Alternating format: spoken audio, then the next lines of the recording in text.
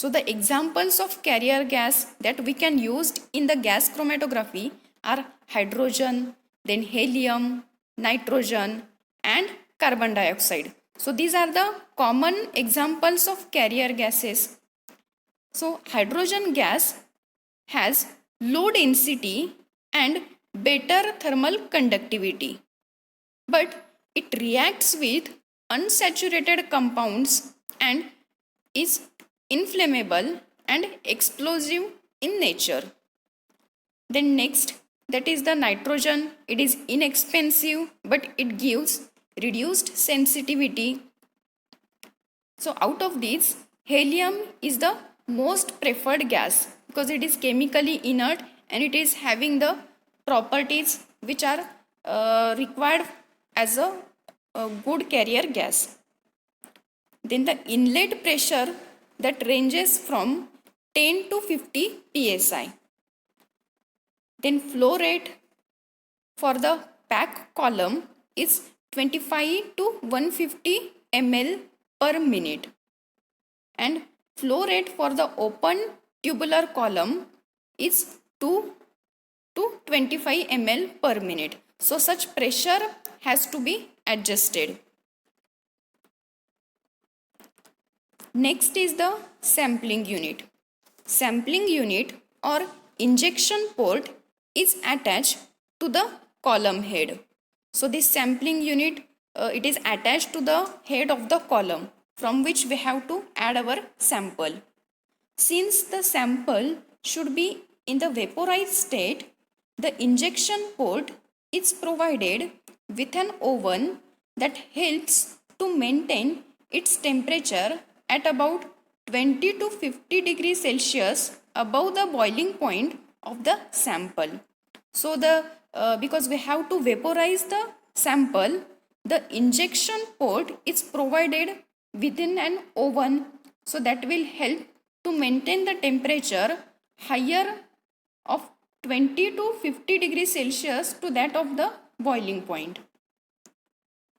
Then gaseous samples may be introduced by the use of a gas tight hypodermic needle of 0.5 to 10 ml capacity. So these gaseous samples has to be introduced by using gas tight hypodermic needle of 0.5 to 10 ml capacity. So here you can see that particular micro syringe that we have to use for the introducing the sample into the gas chromatography instrument.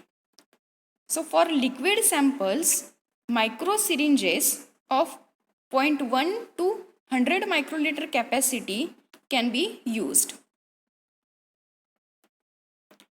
Next is the column.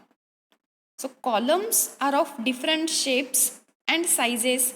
So that includes U-tube type or coiled helix type.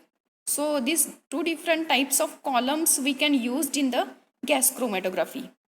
So they are mainly made up of copper, stainless steel, aluminium, glass, nylon or other synthetic plastics. Then next is the supporting material. So the main function of the supporting material is to provide mechanical support to the liquid phase. An ideal support should have a large surface area and it should be chemically inert and it should get uniformly wet with the liquid phase and it should be thermostable. So such type of supporting material we have to use for the column. Then commonly used solid phases are diatomaceous earth or glass beads, etc. Next is the liquid phase. So if we are using the liquid, then it should have the following requirements. So it should be non-volatile, then it should have high decomposition temperature, it should be chemically inert, it have low vapor pressure at the column temperature, and it should be chemically and structurally similar to that of the solute. That means polar for the polar solute. So here we can see the examples of different liquid phases. So first is the non-polar hydrocarbon phases, second will be the polar compounds, and third is the liquids that are having the hydrogen bonding. So for that we can use the different liquid phases. Next is the types of columns. So there are basically two types of columns used in the gas chromatography. First is the packed column and second is capillary column.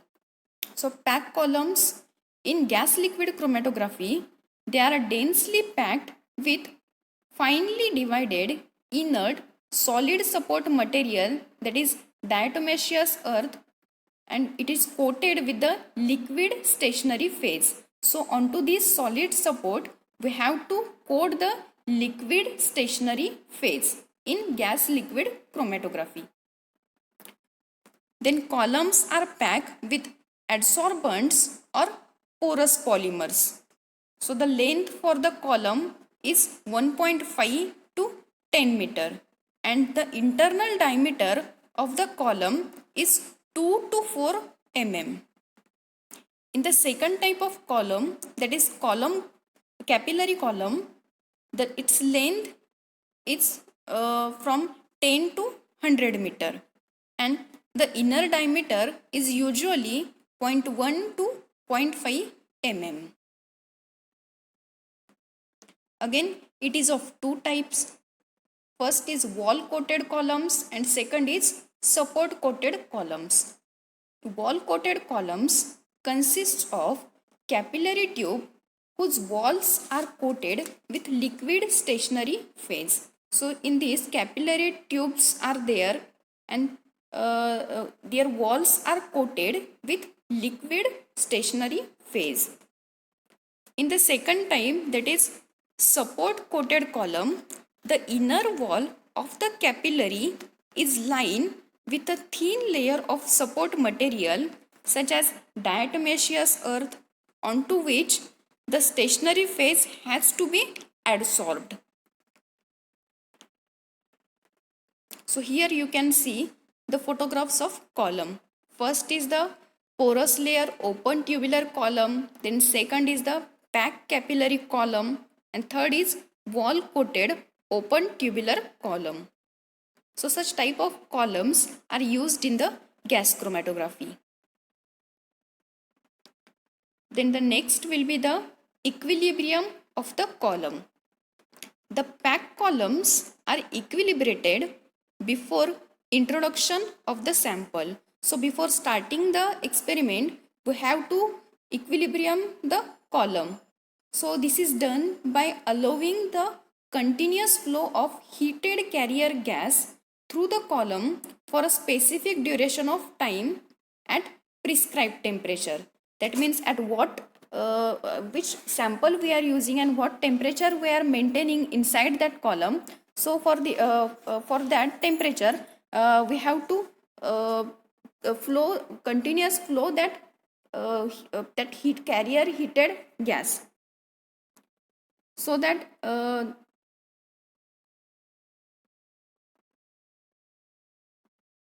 it will show a zero baseline on the recorder upon the passage of carrier gas alone. So on the recorder it will show a zero baseline, so that we can use as a reference line. Then next is the column temperature. So this can be controlled by jackets that are equipped with vapors of a boiling liquid, electrically heated metal blocks, or circulating air baths. So we have to maintain the temperature of the column above the boiling point of the components. Then the compounds of low boiling point will eluted at lower temperature, and the compounds of high boiling point then boils at higher temperature will result in broader and shallower peaks that require Temperature programming.